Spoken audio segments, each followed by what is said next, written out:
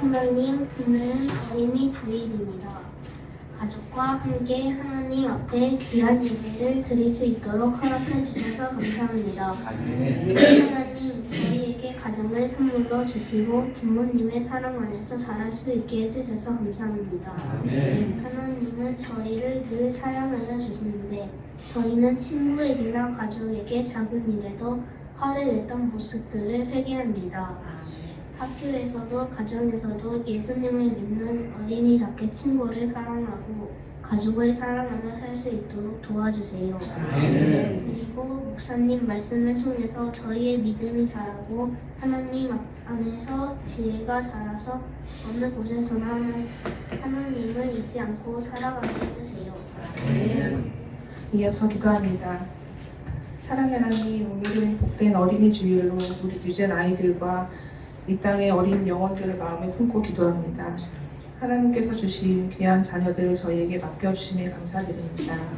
어린 아이를 품으시며 하나님 나라가 이끌 같다고 하신 주님, 우리 유전 아이들과 이 땅의 모든 어린이들을 기억해 주셔서 어린 시절부터 하나님의 말씀을 알고 하나님의 사랑과 은혜로 양육받아 주님의 선하신 인도하심 안에서 그 믿음대로 살아갈 수 있도록 축복하여 주시옵소서.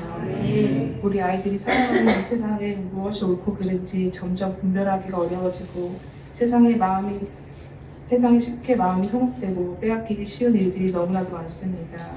우리 아이들에게 주님의 뜻을 분별할 수 있는 지혜를 허락하시고 하나님의 일에 귀하게 쓰임받는 아이들로 자랄 수 있도록 인도하여 주시옵소서. 마땅히 행할 길을 아이에게 가르치라. 그리하면 늙어도 그것을 떠나지 아니하리라 라는 말씀대로 늘 헌신과 수고로 애쓰시는 목사님과 함께하는 유전 교사들을 기억하여 주시고 믿음을 심어주는 귀중한 사명에 늘 지치지 않고 부모로서 교사로서 잘 감당할 수 있도록 인도하실 줄 믿습니다. 이 시간 귀한 말씀 전해주실 목사님께 영혼간의 강건함을 허락하시고 사역과 가정, 자녀에게도 항상 동행하여 주실 믿습니다. 진리의 말씀을 듣는 저희도 그 말씀의 삶에 잘 적용하여 선한 열매 맺는 삶이 되길 원합니다.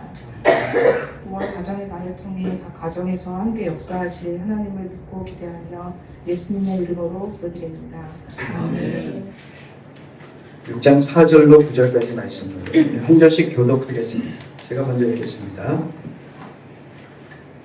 이스라엘아 들으라. 우리 하나님 여호와는 오직 유일한 여호와시니 너는 마음을 다하고 뜻을 다하고 힘을 다하여 내 하나님 여호와를 사랑하라. 오늘 내가 내게 명하는 이 말씀을 너는 마음에 새기고 내 자녀에게 구성이 가르치며 집에 앉아있을 때든지 길을 갈 때든지 누워있을 때든지 일어날 때든지 이 말씀을 강구할 것이며 너는 또 그것을 내 손목에 메어 기호를 삼으며 내 미간에 붙여 표로 삼고 또 내 진 문설주와 악방문의 기록을 지키라.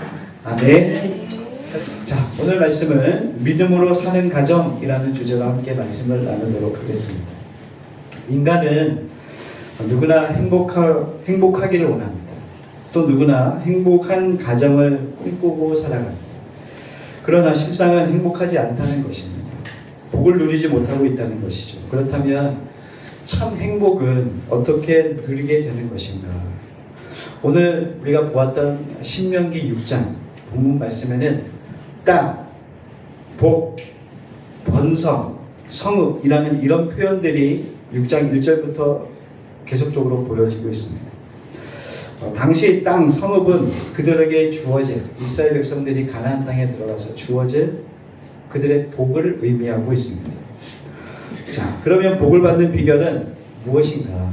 하나님이 가르치신 또 가르쳐주신 하나님의 명령과 규례와 법들을 지키며 살아갈 때 그 복은 얻게 될 것이다. 주님께서 말씀하시고 계십니다. 오늘 본문 6장 4절에 이렇게 시작합니다. 이스라엘아 들으라. 이렇게 시작합니다. 이것을 우리는 뭐라고 얘기하냐면 쉐마 이스라엘 이렇게 들으라라고 하는 단어는 쉐마입니다. 쉐마 많이 들어보셨죠? 쉐마라고 하는 뜻은 경청하다, 순종하다라고 하는 뜻입니다. 듣는 것만이 아니라 순종한다라고 하는 뜻이 내포되어 있습니다. 하나님의 말씀을 잘 듣고 그것을 순종하는 자가 복을 얻게 될 것이라는 말씀입니다. 이 말씀은 이스라엘 백성들에게만 하는 말씀이 아니라 우리 모두에게 하시는 말씀이기도 합니다. 다시 말해 신앙의 가장 본질이고 우리의 의무와 책임이라는 것을 말씀해 주고 계십니다. 들으라 이스라엘아 들으라 하시면서 처음 말씀하신 것이 무엇이냐면 우리 하나님 여호와는 오직 유일한 여호와시다, 이렇게 말씀하고 있습니다. 이 말씀은 하나님만이 유일한 원자 되시고 우리의 경배의 대상 되시고 하나님만 사랑해야 한다는 말씀을 우리에게 하시고 계신 것입니다. 이 부분은 매우 중요합니다. 이 부분을 내가 믿고 살아가느냐 믿지 않고 살아가느냐는 전혀 다른 길로 갈 수 있습니다. 그래서 창세기 1장 1절에 하나님이 천지를 창조하십니다. 이 말씀은 이 창세기 1장 1절의 말씀이 우리에게는 얼마나 중요한지 모릅니다. 이 말씀을 우리가 믿고 신앙생활하느냐 믿지 않고 생활하느냐는 전혀 다른 길로 갈 수 있다는 것을 알 수 있습니다. 오늘 말씀은 우리가 유일하신 하나님, 그분이 우리의 구원자시고 우리의 길이시고 생명이신 것을 믿는 것은 우리가 매우 중요합니다. 앞서 제가 말씀드렸던 행복한 삶, 행복한 가정을 우리는 모두 꿈꾼다고 했습니다. 그러나 실상은 행복하지 않다. 왜 그런가? 오늘의 이 행복한 가정에 대한 이야기를 하려고 해요. 다음 세대도 있고 모두에게 주시는 말씀이라고 생각이 됩니다. 그래서 우리는 창세기에 나타난 최초의 이 가정이 시작되기 전에 무엇이 이루어지냐면 결혼이 시작됩니다. 가정의 시작은 뭘로 시작됩니까? 결혼입니다. 결혼을 해야 가정이 시작되기 때문입니다. 최초의 결혼의 이야기를 함께 좀 나누려고 합니다. 우리 함께 창세기 1장 말씀을 함께 좀 찾아보겠습니다. 창세기 1장을 좀 펴놓으시고 창세기 1장과 2장을 볼 텐데 2장을 펴놓으시면 될 것 같습니다.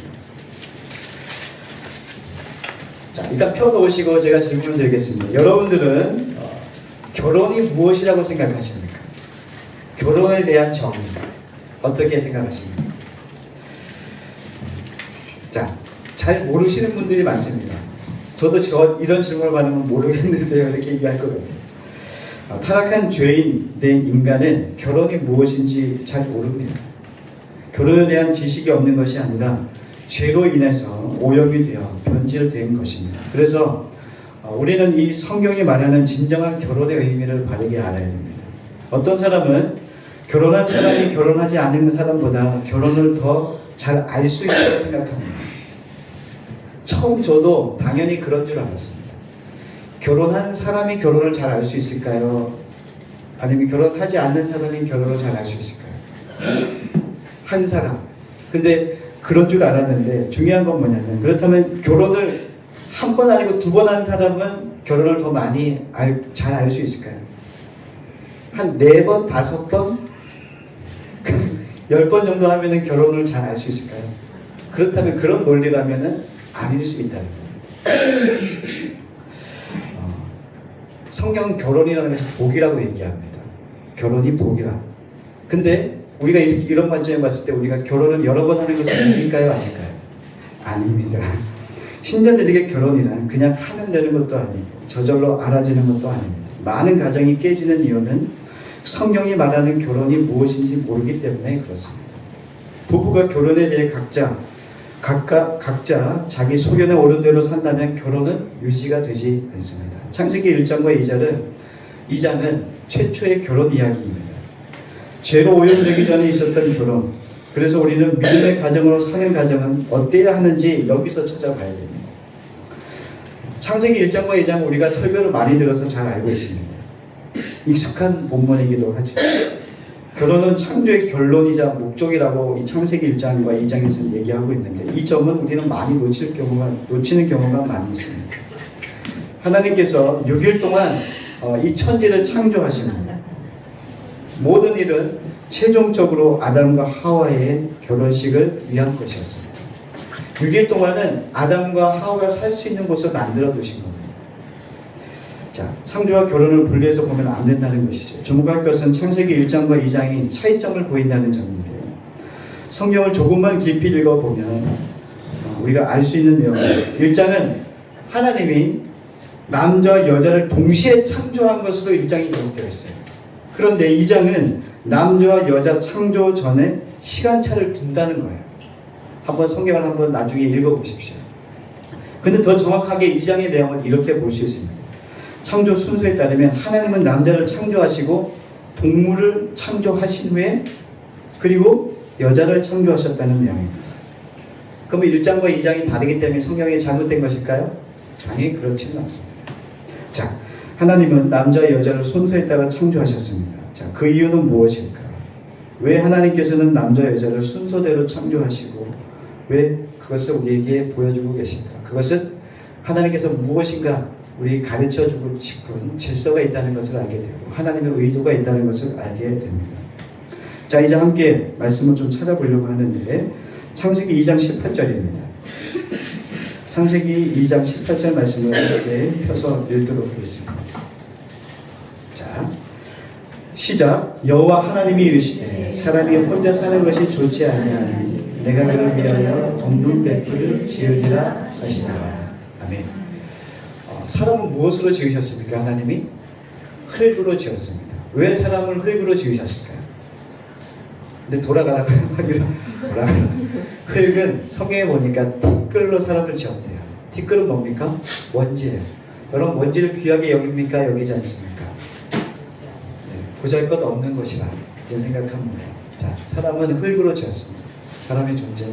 사람은 그렇게 보잘것없다는 겁니다. 우리가 하나님과 비했을 때 어떻습니까? 그렇게 티끌 같은 존재라는 것을 알게 됩니다.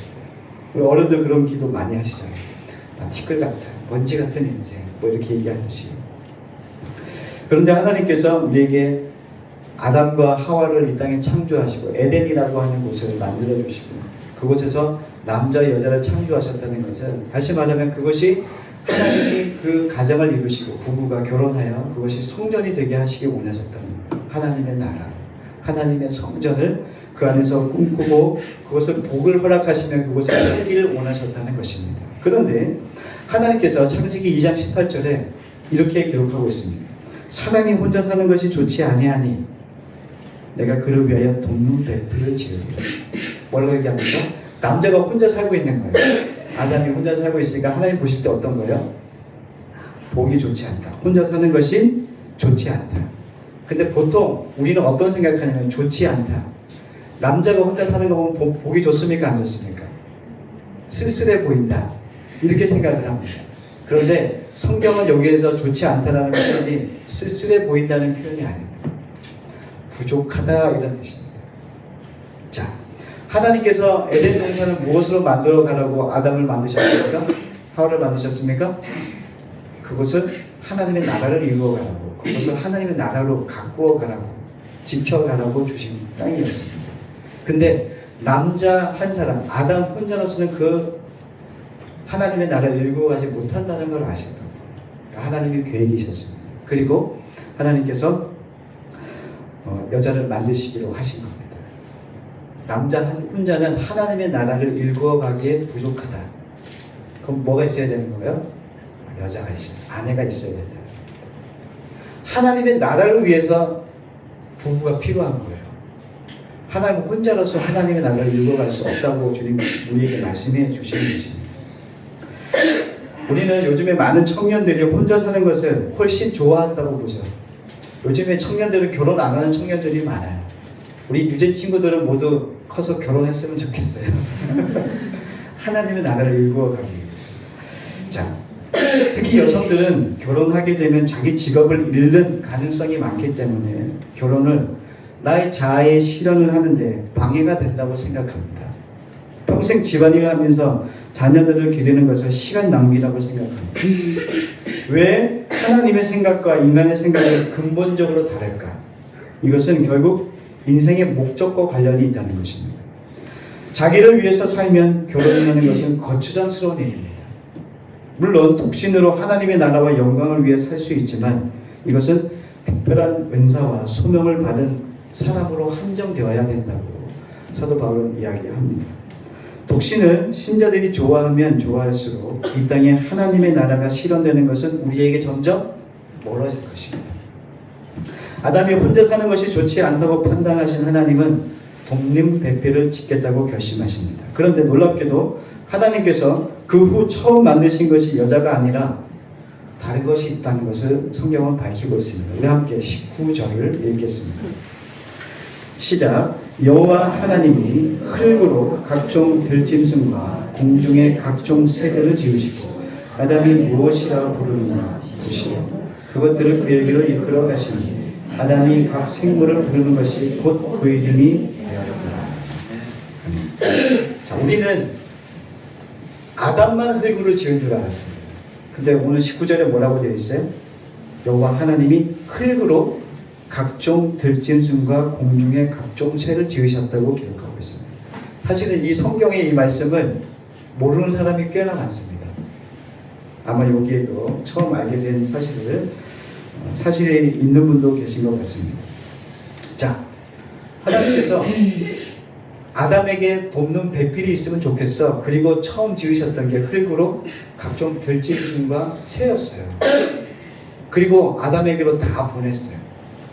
근데 아담이 어떻게 하나 봤더니 우와, 여기에서 뭔가 다른 것을 아담이 얘기하지 않아요. 이름을 지어줘요. 각자 그 이름을 다 지어줘요. 그 외에 한 게 없다는 얘기예요. 다시 말하면 아담이 그 짐승들을 보면서 야, 뭐 흠모할 만하다, 뭐 내 것으로 되어 이런 말이 전혀 없어요. 본질적으로 다르다는 이야기예요. 전혀 다른 이야기를 하고 있는 겁니다. 근본적으로 다른 특별한 존재가 아담에게는 필요하지. 이것은 들짐승과 각종 새들은 아담에게는 그런 존재가 본질적으로 다르다는 것을 우리에게 말씀해 주고 계십니다. 하나님께서 아담을 위해 배필을 만드시겠다는 계획이 이미 있었지만 하나님은 이 창조의 역사를 이제 다른 방법으로 가지고 간다는 것을 이해해야 됩니다. 우리 함께 20절, 21절과 22절을 함께 읽도록 하겠습니다. 시작. 여호와 하나님이 아담을 깊이 잠들게 하시니 잠들매 그에게 갈빗대 하나를 치르시고 살로 대신 치르고 여호와 하나님이 아담에게 치료하신 그 갈빗대로 여자를 만드시고 그를 아담에게로 이끌어 오시니 23절. 아담이 이르되 이는 내 뼈 중에 살 중에 살이라 이것을 남자에게서 취하였은즉 여자라 부르리라 하니라. 아멘. 자, 아담을 흙으로 만드시고 들짐승도 다 흙으로 만들었습니다. 그래서 생각하기에 아담에게 필요한 배필도 흙으로 만들 것 같은 예상이 듭니다. 그런데 하나님은 그렇게 하지 않으세요. 어떻게 합니까? 잠들게 하십니다. 자, 요즘에 청년들이 잠을 얻기 위해서 열심히 근데 더 좋은 방법은 잠을 위해서 기도하는 청년들도 참 많아요. 근데 기도 필요합니다. 그런데 성경은 잠 잘 자는 것도 좋은 배필을 얻을 수 있는 방법이다 가르쳐주는 것 같은 생각도 듭니다. 여튼 잠을 들게 한 다음에 하나님께서 그에게 갈빗뼈 하나를 취합니다. 그리고 그 빈 갈빗뼈 안에는 살로 채우시고 그 갈빗대를 가지고 뭐합니까? 하와를 창조하셨습니다.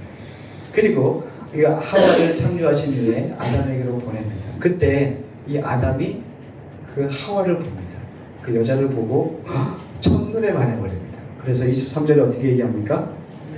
이는 내 뼈 중에 뼈요 살 중에 살이라. 아담이 들짐승과 새를 만났을 때보다는 전혀 다른 반응이죠. 아담은 자신의 모습을 본 적이 있었을까요? 모르겠습니다.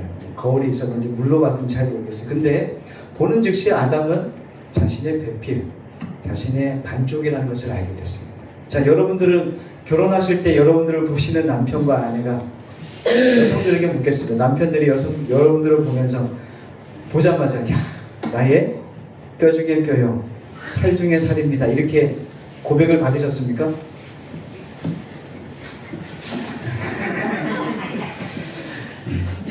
너무 부담입니다. 준호는 꼭 결혼할 때 그 자매를 만나면 당신은 내 뼈 중에 뼈, 내 살 중에 살이다 고백을 했으면 좋겠습니다. 자, 다른 이상한 종족이 아니라는 것을 아담은 알게 되고 하나님께서 그를 위하여 자기 반쪽을 주신 것을 알게 되고 보는 즉시 알게 된 것이죠. 이것이 바로 타락하기 전에 결혼의 모습입니다. 최초의 결혼의 모습입니다. 참된 결혼에 대해 이해하기 위해서 이 최초의 결혼을 어떻게 이해하느냐가 매우 중요합니다. 24절과 25절에 함께 읽어보도록 하겠습니다. 이러므로 남자가 부모를 떠나 그의 아내와 합하여 둘이 한 몸을 이룰지로다. 아담과 그의 아내 두 사람이 벌거벗었으나 부끄러워하지 아니하는지라. 아멘. 자, 결혼의 목적은 무엇이냐면 한 몸이 되는 것이라고 성경은 이야기하고 있습니다. 한 몸이 된다는 것은 무엇을 얘기하느냐? 아내와 남편 혼자로서는 하나님의 나라를 이루어 갈 수 없다는 거예요. 그럼 아내가 나에게 와서 함께 한 몸이 되었을 때 하나님의 나라를 이루어가는, 하나님의 가정을 이루어갈 수 있다. 하나님의 나라를 이루어갈 수 있다는 그것을 우리에게 말씀해주고 있습니다. 결혼은 연합입니다. 목적은 하나님의 나라를 이루는 것이 목적입니다. 아멘이십니까? 오늘 우리에게 그것을 이야기하고 있습니다. 부부는 홀로 온전할 수 없다. 혼자는 부족하다. 잘났든 못났든 부부가 한 분 하나님을 섬기며 그 하나님 주신 그 가정 안에서 하나님의 나라를 일구어가는, 서로의 부족함을 채워가며 그 안에서 하나님의 몸된 하나님의 교회와 가정, 그리고 하나님의 나라를 일구어가는 하나님이 붙여주신 동역자라는 것을 우리가 알 수 있습니다. 여기서 아주 중요한 질문을 해야 하는데, 왜 하나님은 그냥 하루아침에 온 세상을 창조하시거나 단번에 모든 인류를 창조하시지 않고 이처럼 기이한, 우리에게 좀 낯선 방식으로 창조하셨는가라고 하는 말씀입니다. 그것은 이 사도 바울이 창세기 2장을 기록하면서 어떻게 얘기하냐면, 신약에서 창세기 2장을 이야기하면서 어떻게 얘기하냐면, 부부의 창조에 창세기 2장을 국한시키는 것이 아니라 이것이 교회와 그리스도와 교회의 신비적인 연합을 이야기하고 있는 것입니다. 교회, 예수님은 우리의 신랑이십니다. 그럼 교회는 뭘까요? 신부입니다. 하나님과 교회는, 예수님과 교회는 뭘 해야 되는 거예요? 연합해야 돼요. 그래야 하나님의 나라를 일구어가는 거예요. 이것이 하나님께서 우리에게 교회를 통해서 가르쳐 주신 겁니다. 다시 말하면 부부는 남자와 여자 한 몸이 되어 하나님 나라를 이루어갈 수 있고, 또 교회도 그리스도와 교회가 한 몸이 되어 연합되어야만 하나님의 나라를 이루어갈 수 있다는 것을 우리에게 말씀해 주고 있습니다. 결혼과 이 교회는 이런 연합으로만 이루어지냐는 것이죠. 이걸 우리에게 지금 설명해 주고 있고, 가정 또한 하나님 안에서 온전한 연합을 이루어 온전히 하나님의 나라를 이루어가는 목적으로 우리에게 주어졌다는 것을 알 수 있습니다. 자, 이제 신명기로 다시 가도록 하겠습니다. 자, 오늘 우리에게 처음 뭘 말씀하시냐면 5절과 6절에 이렇게 되어 있습니다. 너는 마음을 다하고 뜻을 다하고 힘을 다하여 내 하나님 여호와를 사랑하라, 이렇게 말씀합니다. 너는 누굴 얘기하냐면 부모들에게 하는 말씀입니다. 마음과 뜻, 힘, 이건 뭘까? 찬양. 네? 찬양, 기도. 자, 이 마음, 뜻, 힘. 마음은 의식과 감정, 의지를 얘기합니다. 그리고 뜻은 생명과 영혼과 정신을 의미하고, 힘은 능력과 열심을 의미합니다. 한마디로 전인격적으로 하나님을 사랑하라 라고 하는 말씀입니다. 믿음의 부모는 전인격적으로 하나님을 사랑하는 존재라고 얘기하고 있습니다. 그리고 하나님의 말씀을 마음에 새기라고 주님께서 말씀하고 있습니다. 새긴다는 뜻은 뭐냐면, 우리 보통 종이에 쓸 수 있잖아요. 그런데 주님께서는 뭐라고 얘기하시면 새기라고 얘기합니다. 마음에 새기라. 종이는 찢어버리면 없어지지만 새긴 것은, 돌에 새긴 것은 없어집니까? 깨져야, 부서져야 없어지잖아요. 그렇게 쉽게 벗어지지 않도록. 그런데 이 새기다의 말에 다른 의미도 있습니다. 기억하다, 묵상하다라고 하는 뜻도 있습니다. 주님께서 주님을 사랑하며 주님을 따라가, 전인격적으로 주님을 사랑하고 주님의 말씀을 우리의 삶에 새기는 것은 우리가 묵상하며 살아가는 것이죠. 묵상한다는 것은 무엇입니까? 우리에게 좋은 것이기 때문에, 그리고 우리가 그것을 사랑할 때는 묵상하게 되어 있다는 것입니다. 그것을 지속적으로 해나갈 때 하나님께서 주신 이 안에서 아름다운 하나님의 삶, 하나님께서 우리에게 복된 삶을 허락하셨을 때 그것을 누릴 수 있게 된다. 그것이 복이다 라고 우리에게 말씀하고 계신 겁니다. 여러분은 삶의 기준이 하나님의 사랑, 하나님을 사랑하는 것과 하나님의 말씀을 묵상하는 것인 줄 믿습니다. 그렇게 살아가시기를 간절히 원합니다. 자, 7절과 9절 말씀은 이렇게 되어 있습니다. 우리 함께 읽도록 하겠습니다. 오늘 내가 내게 명하는 이 말씀을 너는 마음에 새기고 내 자녀에게 부지런히 가르치며 집에 앉았을 때이든지 길을 갈 때이든지 누워 있을 때이든지 일어날 때이든지 이 말씀을 강론할 것입니다. 너는 또 이것을 내 손목에 매어 기호를 삼으며 내 미간에 붙여 표를 삼고 또 내 집 문설주와 바깥문에 기록할지니라. 아멘. 이 말씀은 믿음의 부모들이 행복한 가정을 이루기 위하여 이 언영의 자녀들을 어떻게 양육해야 할지에 대해서 말씀하시는 말씀입니다. 이 말씀을 우리가 잘 숙지하고 이렇게 우리가 살아야 될 줄 믿습니다. 자신의 마음에 말씀을 새긴 부모들이 계속 복을 누리기 위해서는 자녀들도 하나님의 말씀을 지켜야 한다는 것입니다. 그런 자녀들은 그 자녀들의 자녀들은 율법을 잘 지키도록 그들에게 율법을 가르치고 또 그들에게 율법을 강론해야 된다고 성경은 이야기하고 있습니다.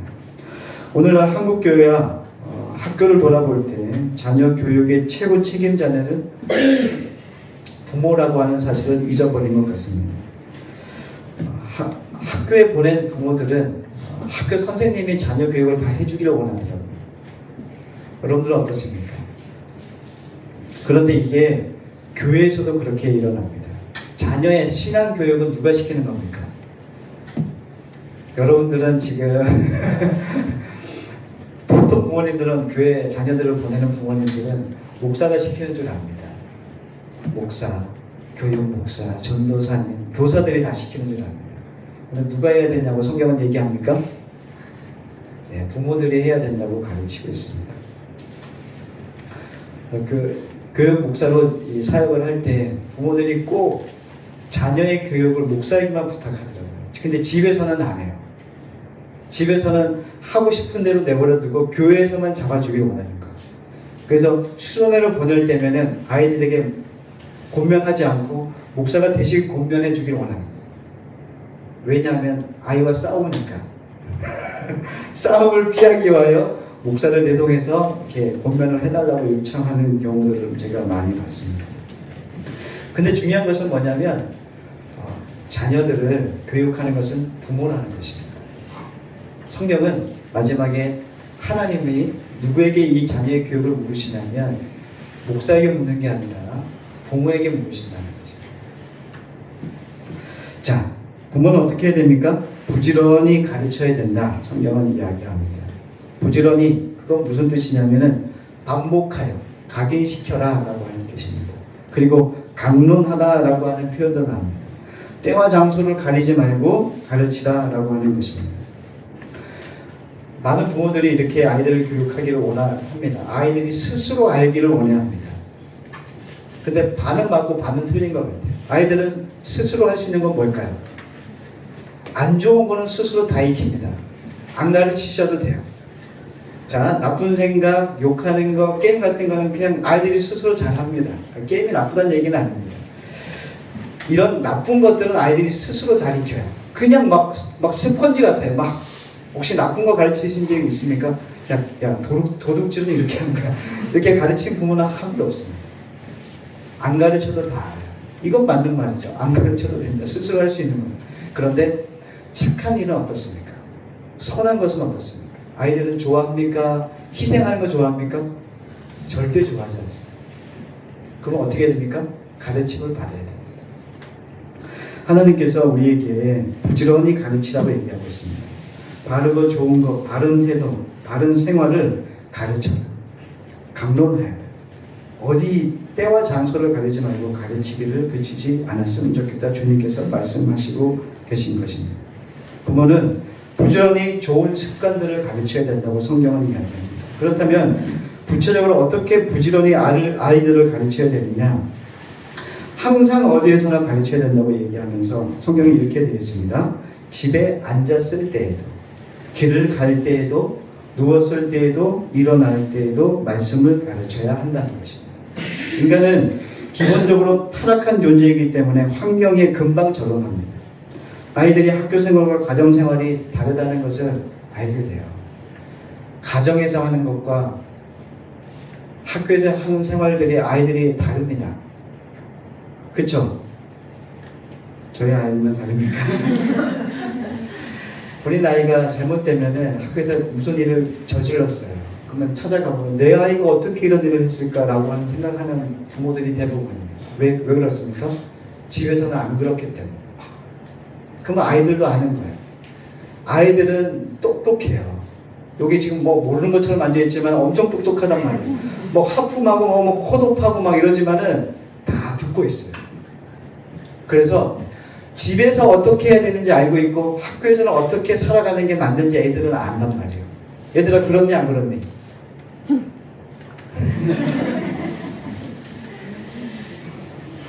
중요한 건 뭐냐면 우리가 가정에서 가르치는 거예요. 교회에서 가르치는 것이 다르다는 말이에요. 교회에서는 바른 것을 가르치려고 하고 그것을 같이 얘기하고 있어요. 그런데 집에 가면은 교회에서는 허용이 안 되는 건 가정에서는 허용을 해버리는 거예요. 그리고 마음껏 그것을 누릴 수 있게 해주는 거예요. 왜요? 자녀가 원하니까. 이게 아이들의 마음을 상하지 않게 하는 거라고 생각하는 거죠. 자, 그러면은 교회에서 하는 것은 이렇게 하나의 말씀을 경청하고 또 내가 하고 싶은 거 좀 자제할 수 있도록 했는데 집에 가면 허용해버려요. 그럼 아이들은 어떻게 하겠습니까? 앞으로 이중생활을 하는 거예요. 여러분들이 싫어하는 이중생활입니다. 교회에서는 괜찮은 그리스도인. 제가 어렸을 때 교회 갈 때는 제가 이렇게 저 이한이 같은 애가 이렇게 성경책 가져다니면 어떨 것 같습니까? 엄청나게 칭찬받죠.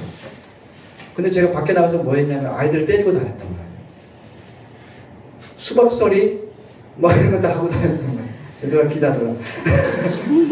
자, 그러면 분명히 다르단 말이에요. 교회에서는 괜찮은 장로님의 아들, 막내 아들로 잘 자랐단 말이에요. 얘는 괜찮아 이렇게 얘기했지만 밖에서는 그렇지 않다는 거예요. 저는 알았던 것 같아요. 교회에서는 이렇게 해야 되고 밖에서 내 마음대로 살아도 됩니다. 자, 아이들이 머리가 자라고 생각이 자라면 어떻게 되냐면 그때부터 엄마, 아빠 나 교회 가줄 테니까 내가 할 수 있는 거 하게 해줘 이렇게 이제 타협을 보기 시작합니다. 자, 점점 커서 성인이 되면 어떨 것 같습니까? 이제 부모 말을 안 듣습니다. 왜요? 부모가 일관성이 없거든요. 집에서는 이렇게 허용하고 교회에서는 이렇게 가르치니까 교회에서는 부모고 교회에서는 교사고 뭐 집사님이고 나하고 이렇게 가르치고 막 얘기를 하는데 집에서는 전혀 그런 모습이 없어요. 그럼 아이들은 혼란스럽지 않아요. 이제 그것이 이 아이들에게 이 교회와 믿음의 가정에 느끼는 우리 가정이 다 파악해버린 그들의 이제는 그렇게 판단하고 살아간다는 거예요.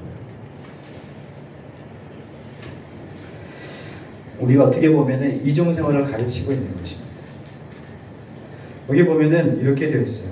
부지런히 가르치라고 얘기하고 난 다음에 너는 8절에 너는 또 그것을 내 손목에 매어 기호를 삼으면 내 미간에 붙여 표를 삼고 내 집 문설주와 바깥문에 기록할지어다. 그러니까 바깥과 집 생활이 동일한 어떤 기준을 가지고 얘기해야 된다는 것을 얘기하고 있습니다.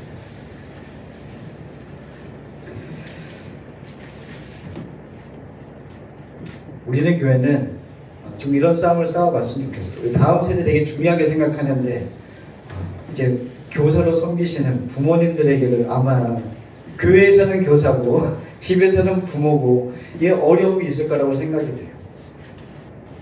자, 그때 어떻게 해야 되느냐? 우리는 정말 하나의 말씀을 일관성 있게 지속적으로 집에서나 밖에서나 교회에서나 동일한 복음을 이야기할 수 있는가? 아이들이 뭐 잘 살아, 이건 두 번째 문제인데 본인이 내가 그러한 부모로 살아가고 있는가를 점검하셔야 돼요. 어떤 기준을 가지고 나는 자녀를 양육하고 가정을 꾸려가고 가정을 세워가고 있는가는 우리에게 매우 중요한 기준입니다. 지속적으로 이 말씀을 우리가 기억하고 또 그렇게 살아가는 우리는 교회 모든 가정이 되었으면 좋겠습니다. 집에서 보면 부지런한 사람은 지혜로운 사람, 잠언에 보면은 부지런한 사람은 지혜로운 사람이고 게으른 사람은 어리석은 사람이라고 이렇게 이야기합니다. 그럼 부지런한 부모는 지혜로운 부모입니다. 하나님의 말씀에 부지런한 부모. 이러한 부모는 지혜로운 부모라고 이야기할 수 있습니다. 근데 중요하게 생각해야 되는 건 하나입니다. 우리가 부모로서 하나님의 말씀을 가르치고 우리 아이들에게 잘 전달하지만 부모가 자녀의 신앙을 바꿔주고 그의 심령에 복음을 심어줄 수 없다는 겁니다. 그럼 누가 하셔야 됩니까? 하나님이 하시는 거예요. 우리는 뭐 해야 됩니까? 주님께서 말씀하시면 부지런히 강론하라. 하나님의 말씀을 일관성 있게 우리의 기준을 하나님의 말씀으로 삼고 살아가라고 얘기하는 겁니다. 그때 하나님께서 이 모든 것을 좀 꺼주시면 좋을 것 같아요. 너무 앞에 덥네요. 저를 어떻게 땀을 흘리게 하시는 계시네요. 그래서 이 모든 것들을 통해서 우리가 하나님의 말씀에 그렇게 살아갈 때 하나님께서 우리 자녀들도 그렇게 바꾸어 가실 거라는 것입니다. 자, 유진 친구들아, 내가 지금 부모님들에게 이야기했어. 잘 들었어? 이제 너희들에게 이야기할 거야. 에베소서 6장 1절과 3절 말씀을 읽겠습니다. 유진 친구들만 읽겠습니다. 부모들도 함께 찾아주세요. 에베소서 6장 13절 말씀 끝났습니다. 에베소서 6장 13절. 자, 우리 부모님들은 하나님의 말씀을 경청하고 하나님의 말씀을 따라 일관성 있게 밖에서나 집에서나 어디에서나 하나님의 말씀에 순종하고 그렇게 살아가고 가르치기를 결단했습니다. 자, 그러면 우리 자녀들은 어떻게 해야 됩니까? 자, 에베소서 6장 1절과 3절 말씀입니다. 다 찾았어요? 유진 친구들? 유진 친구들만 한번 크게 읽겠습니다. 준비 시작. 자녀들아 주 안에서 야, 이 안에밖에 없어. 우리가 1절부터 3절까지 읽겠습니다. 시작. 자녀들아 주 안에서 너희 부모에게 순종하라. 이것이 복음이라. 내 아버지와 어머니를 존경하라. 이것은 약속이 첫 계명이니 이로써 네가 잘되고 땅에서 장수하리라. 자녀들은 누굴 이야기하는 겁니까? 너희들 이야기하는 거야, 얘들아. 자,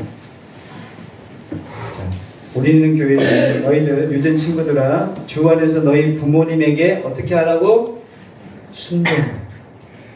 우리는 교회에 있는 모든 친구들은 부모님들이 다 예수님을 나의 구주로 영접한 분들이라고 저는 생각이 돼요. 자, 너희들에게 일관성 있는 하나님의 말씀을 전할 거야. 그럴 때 너희들은 어떻게 해야 된다고? 어떻게 해야 된다고? 순종하는 것. 하나님의 말씀을 따라 내 부모에게 순종하라. 근데 이것이 하나님 보실 때 옳다고 말씀해 주고 계신 겁니다.